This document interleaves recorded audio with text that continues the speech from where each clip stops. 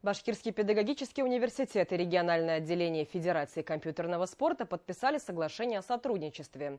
Оно позволит вести плотное сотрудничество спортивной организации и вуза. Студенты БГПУ смогут достойно представить республику во Всероссийской киберспортивной студенческой лиге.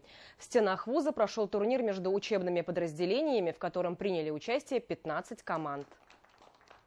Прямо сейчас мне очень хочется, чтобы студенты БГПУ, исходя из того, чего мы достигли в этом соглашении, помогли нам всем и всем школьникам республики провести отличный, хороший сезон, планируемый в Республиканской школьной киберспортивной лиге.